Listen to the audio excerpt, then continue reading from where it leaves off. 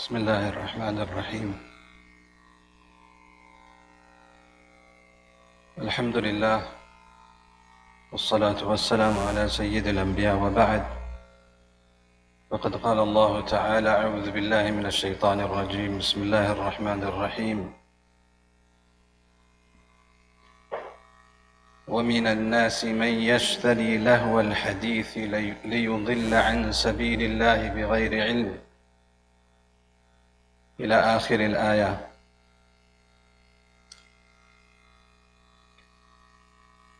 Continuing with our discussion, we mentioned previously that we will go through an article written by an American psychologist. We were talking about cell phone addiction.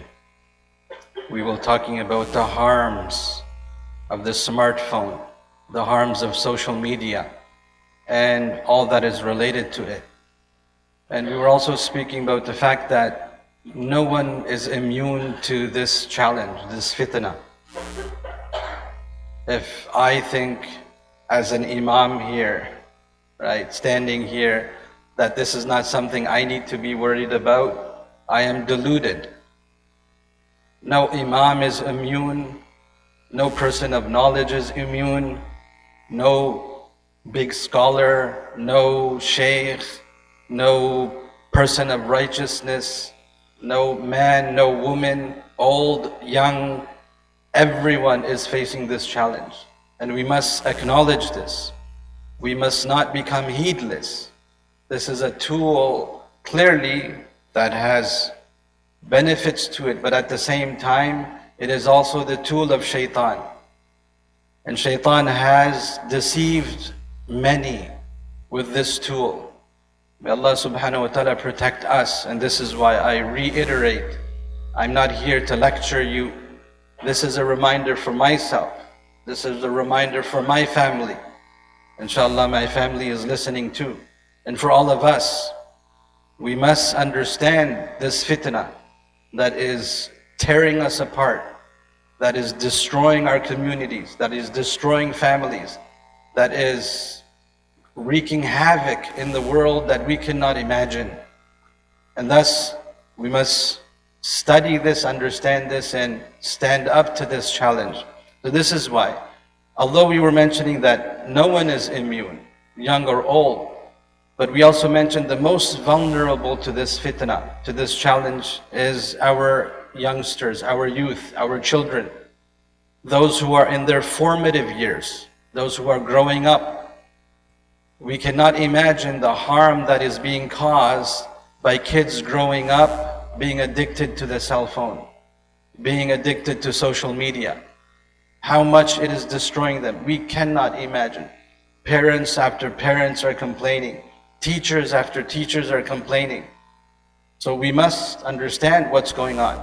And this is why I wanted to go through this article. It's a nice article, again, written by Dr. Leonard Sachs. He's a psychologist, American psychologist, is in the field for about 30 years now, and he's been dealing with parents, children, and he actually wrote a book on parenting called The Collapse of Parenting, right, through his experiences.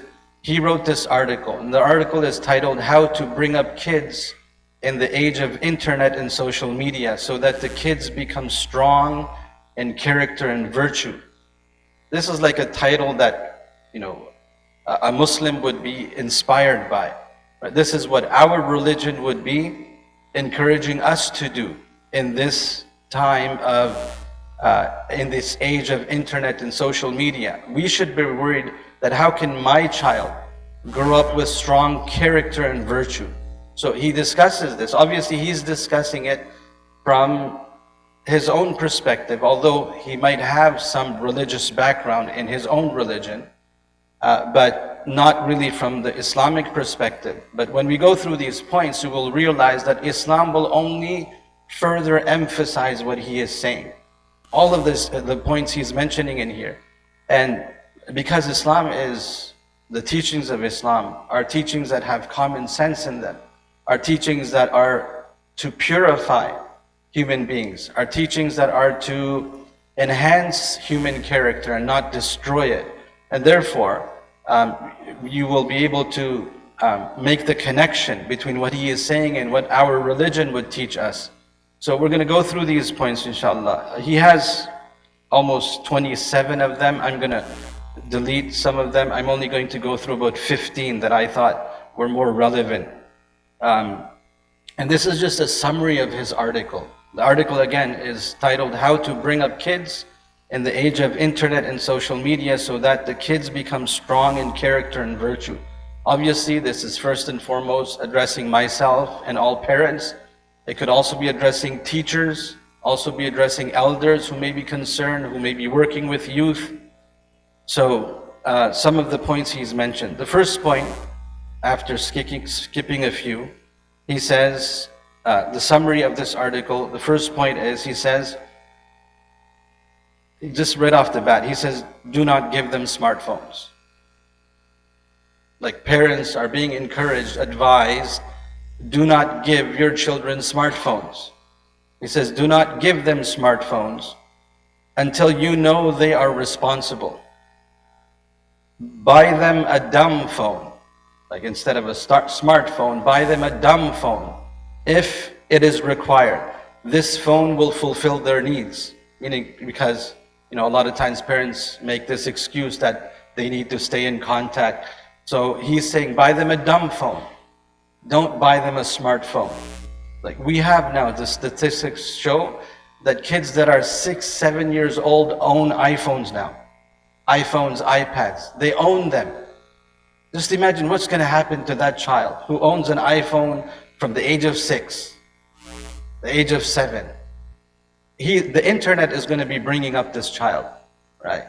So this is why this is a very important advice that we must take into consideration. If we are parents who have bought our children iPhones or smartphones, we are destroying our own children. Simple as that.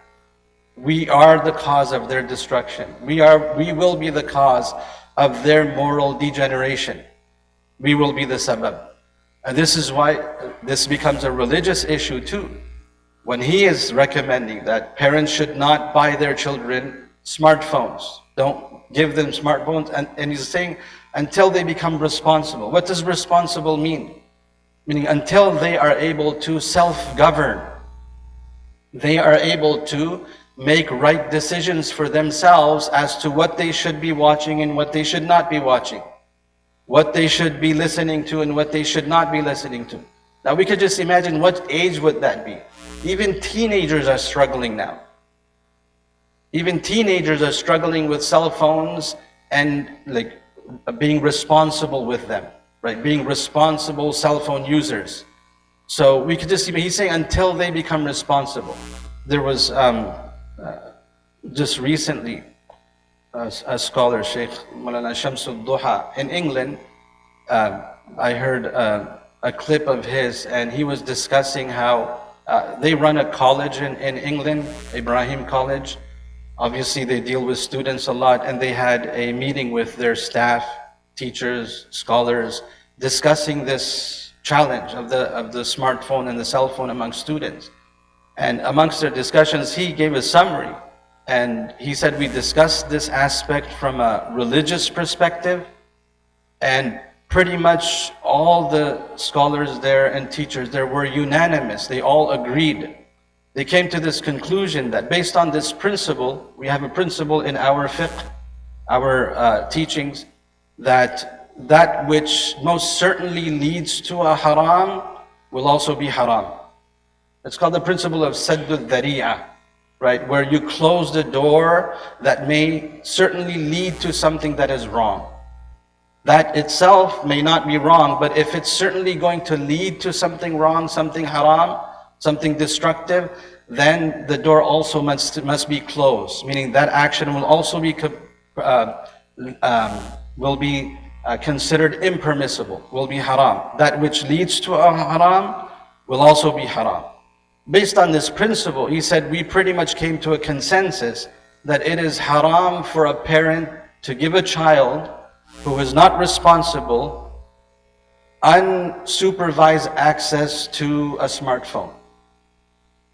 not just make them the owner, access, unsupervised access to the internet, to a tablet, to an iPad, iPhone.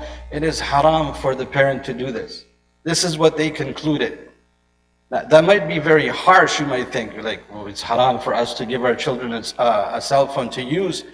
But when we go through this article and we hear about the damage that it is causing, we will come to understand why this would be logical, why this would make sense, for it to be impermissible to give our children access, unfettered access, unsupervised access. Like, for example, to give them a phone that they could use in their bedrooms, in the privacy of their rooms. It would be haram to do this, because that will almost certainly lead to them committing haram with the phone. And we would be the sabab for that. We would be, by giving them that access, we are causing that haram, like most certainly. This is why they came to this conclusion. This is something that is being discussed, obviously, but it's something to note that some scholars are now considering the severity of the consequences of this. I mean, this is being discussed all over the world, not just here, right? MashaAllah, there was one of our imams here, Qari Idris, he forwarded a nice lecture from South Africa, a scholar who was speaking about cell phone addiction, and a very powerful lecture.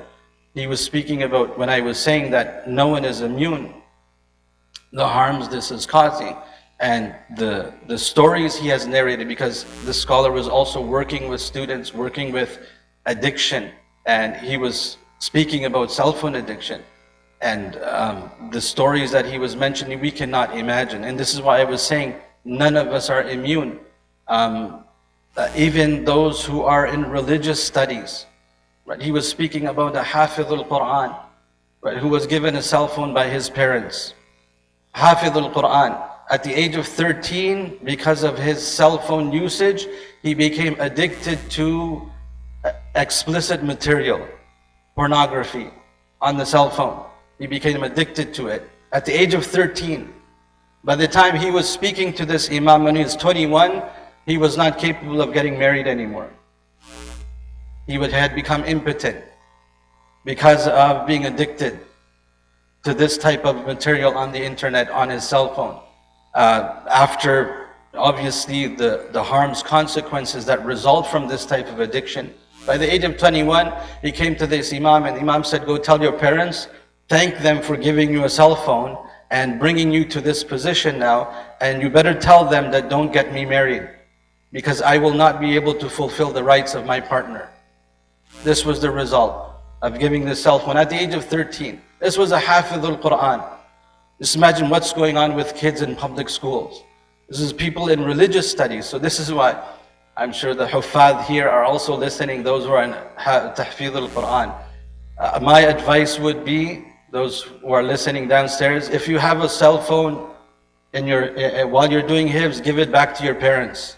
If you have a smartphone, give it back to your parents and tell them, sell it, use the money in a good place. I don't need this anymore. Give the cell phone back. The kids that are studying the alim class, right? I will encourage them too. If you have a smartphone, just get rid of it. Leave it at home, give it to your parents, give it back. You will thank me later, inshallah, right?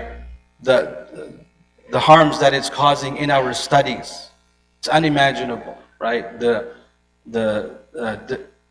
inattentiveness of students is evident everywhere. All teachers are complaining about this, right? I have students also in one of the classes. You can't go through 5 minutes without the student taking out his cell phone.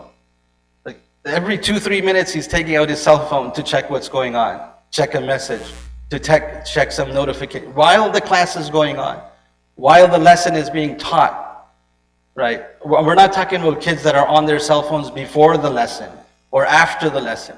It says during the lesson, right? But anyways, so this was only the first point.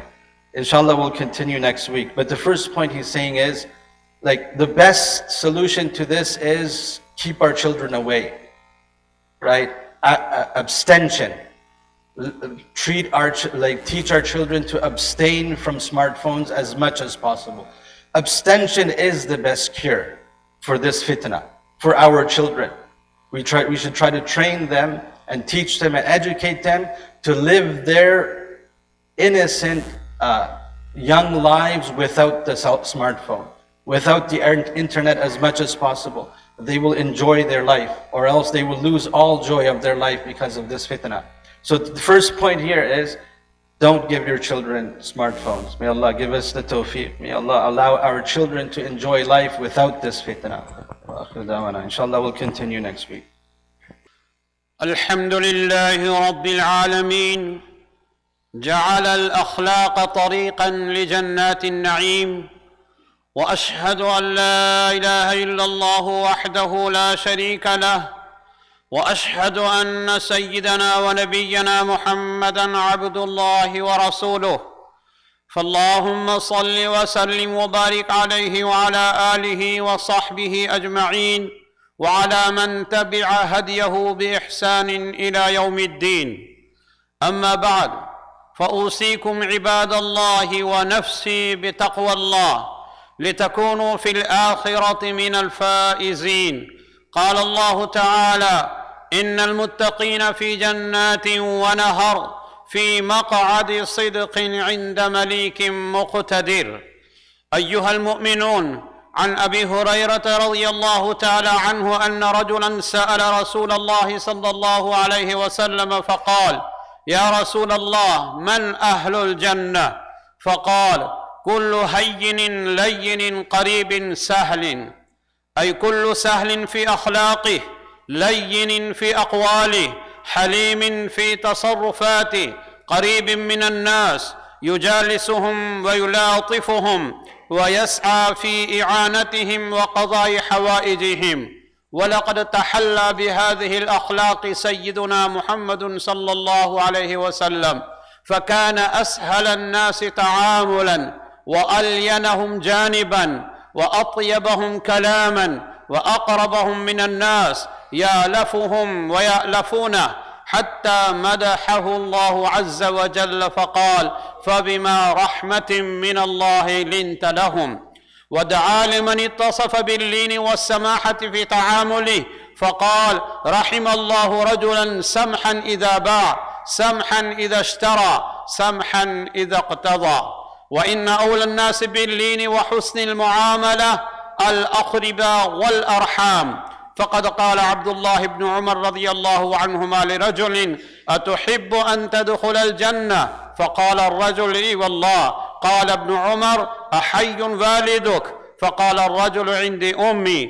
قال ابن عمر: فوالله لو ألنت لها الكلام وأطعمتها الطعام لتدخلن الجنة. ومن كانت هذه صفاته وتلك أخلاقه عظم عند الله قدره، وارتقت درجته، وعلت في الجنة منزلته. أقول قولي هذا وأستغفر الله لي ولكم فاستغفروه إنه هو الغفور الرحيم.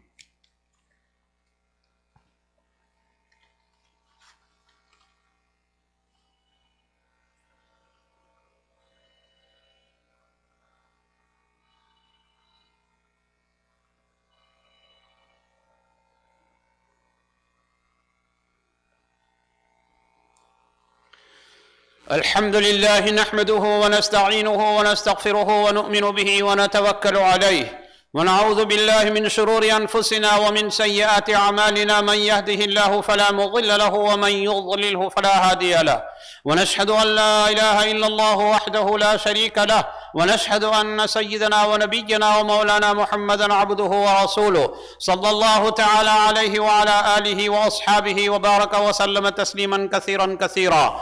أما بعد، فقد قال الله سبحانه وتعالى مخبرا وآمرا: إن الله وملائكته يصلون على النبي يا أيها الذين آمنوا صلوا عليه وسلموا تسليما.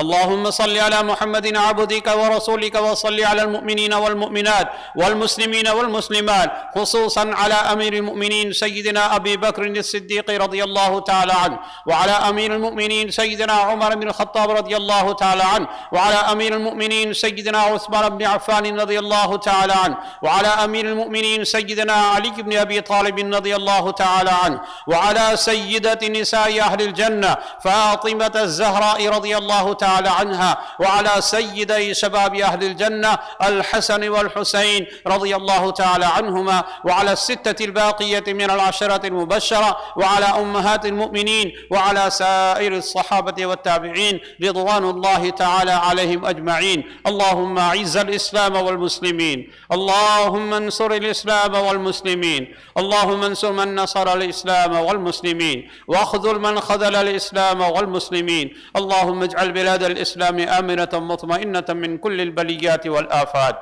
ربنا تقبل منا إنك أنت السميع العليم، وتب علينا إنك أنت التواب الرحيم، برحمتك يا أرحم الراحمين، والحمد لله رب العالمين. أعوذ بالله من الشيطان الرجيم. إن الله يأمر بالعدل والإحسان وإيتاء ذي القربى وينهى عن الفحشاء والمنكر والبغي يعظكم لعلكم تذكرون. فاذكروني أذكركم واشكروني ولا تكفرون.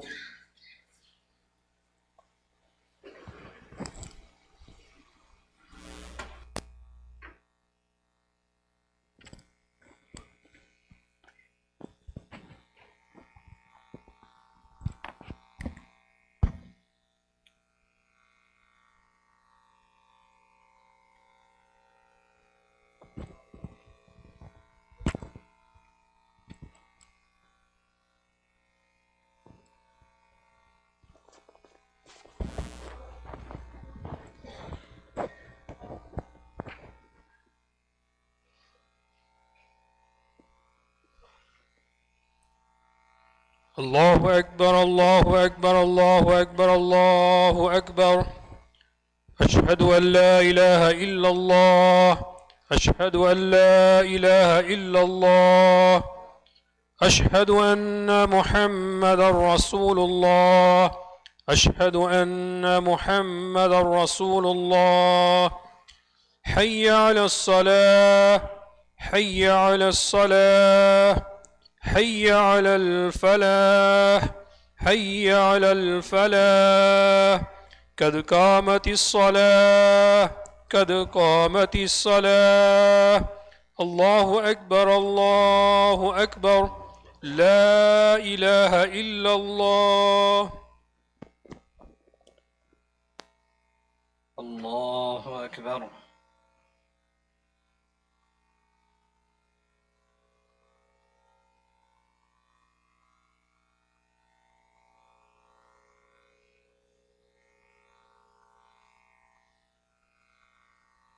الحمد لله رب العالمين الرحمن الرحيم مالك يوم الدين. إياك نعبد وإياك نستعين.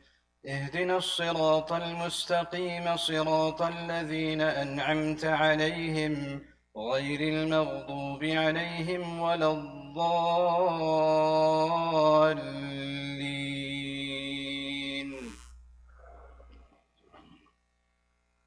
والليل إذا يغشى والنهار إذا تجلى وما خلق الذكر والأنثى إن سعيكم لشتى. فأما من أعطى واتقى وصدق بالحسنى فسنيسره لليسرى. وأما من بخل واستغنى وكذب بالحسنى فسنيسره للعسرى. وما يغني عنه ماله إذا تردى. إن علينا للهدى وإن لنا للآخرة والأولى. فأنذرتكم نارا تلظى لا يصلاها إلا الأشقى الذي كذب وتولى. وسيجنبها الأتقى الذي يؤتي ماله يتزكى. وما لأحد عنده من نعمة تجزى إلا ابتغاء وجه ربه الأعلى ولسوف يرضى. الله أكبر.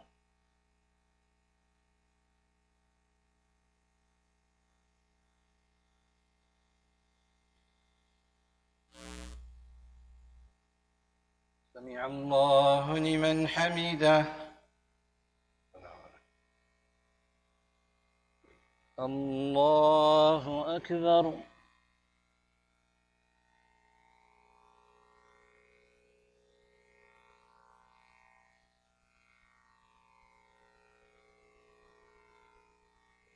الله أكبر.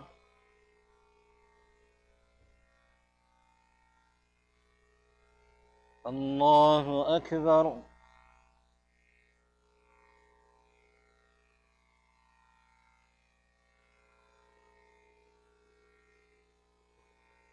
الله أكبر.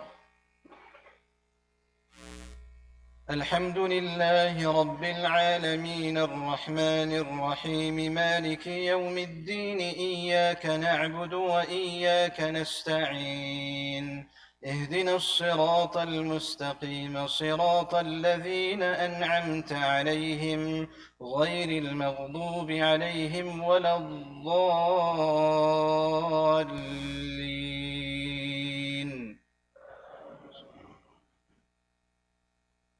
إذا زلزلت الأرض زلزالها وأخرجت الأرض أثقالها وقال الإنسان ما لها يومئذ تحدث أخبارها بأن ربك أوحى لها يومئذ يصدر الناس أشتاتا ليروا أعمالهم فمن يعمل مثقال ذرة خيرا يره ومن يعمل مثقال ذرة شرا يره.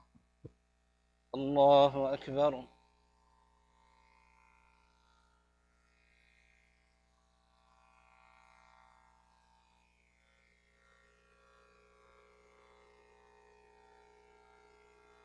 سمع الله لمن حمده. الله أكبر.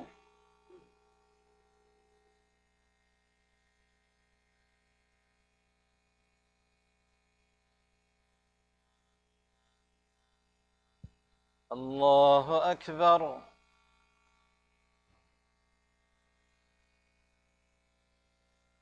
الله أكبر.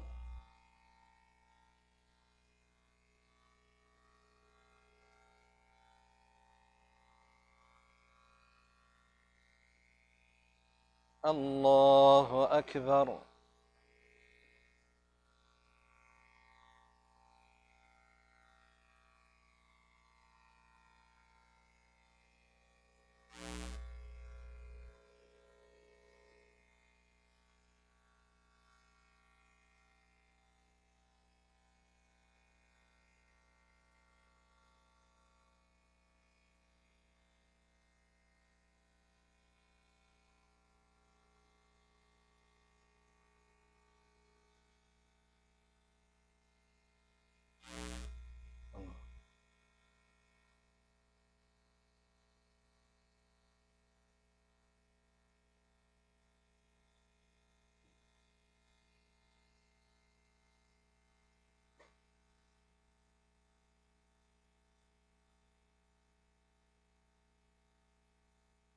السلام عليكم ورحمة الله.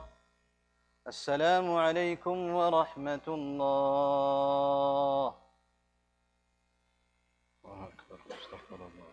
استغفر الله. استغفر الله. اللهم أنت السلام ومنك السلام تبارك يا ذا الجلال والإكرام. اللهم أعنا على ذكرك وشكرك وحسن عبادتك. اللهم لا مانع لما أعطيت ولا معطي لما منعت ولا ينفع ذا الجد منك الجد. ربنا ظلمنا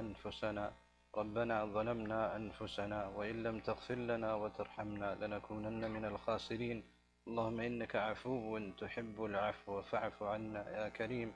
فاعف عنا يا كريم. يا مصرف القلوب صرف قلوبنا إلى طاعتك. يا مقلب القلوب ثبت قلوبنا على دينك. اللهم إنا نسألك إيمانا يباشر قلوبنا ويقينا صادقا حتى نعلم أنه لا يصيبنا إلا ما كتبت لنا، ورضا من المعيشة بما قسمت لنا. اللهم أصلح لنا ديننا الذي هو عصمة أمرنا، وأصلح لنا دنيانا التي فيها معاشنا، وأصلح لنا آخرتنا التي إليها معادنا، واجعل الحياة زيادة لنا في كل خير، واجعل الموت راحة لنا من كل شر. اللهم إنا نسألك الجنة وما قرب إليها من قول أو عمل، ونعوذ بك من النار وما قرب إليها من قول أو عمل. اللهم إنا نعوذ بك من الفتن ما ظهر منها وما بطن، ونعوذ بك من يوم السوء ومن ليلة السوء ومن ساعة السوء ومن صاحب السوء. اللهم إنا نعوذ بك من عذاب جهنم، ونعوذ بك من عذاب القبر، ونعوذ بك من فتنة المسيح الدجال، ونعوذ بك من فتنة المحيا والممات، ونعوذ بك من المأثم والمغرم. اللهم اشفنا واشف مرضانا ومرضى المسلمين. اللهم ارحمنا وارحم موتانا وموتى المسلمين. اللهم ارحم ضعفاء المسلمين. اللهم ارحم ضعفاء المسلمين. اللهم ارحم ضعفهم واجبر كسرهم وتول أمرهم يا أرحم الراحمين. اللهم إنهم جياع فأطعمهم، اللهم إنهم عراة فاكسهم، اللهم إنهم حفاة فاحملهم يا أرحم الراحمين. اللهم انصر الإسلام والمسلمين. اللهم أعز الإسلام والمسلمين. اللهم أصلح أحوال المسلمين في كل مكان. اللهم اغفر لأمة محمد صلى الله عليه وسلم. اللهم تجاوز عن أمة محمد صلى الله عليه وسلم. اللهم ارحم أمة محمد صلى الله عليه وسلم. اللهم إنا نسألك من خير ما سألك منه نبيك محمد صلى الله عليه وسلم، ونعوذ بك من شر ما استعاذك منه نبيك محمد صلى الله عليه وسلم. أنت المستعان وعليك البلاغ، ولا حول ولا قوة إلا بالله العلي العظيم. سبحان ربنا رب العزة عما يصفون، وسلام على المرسلين، والحمد لله رب العالمين.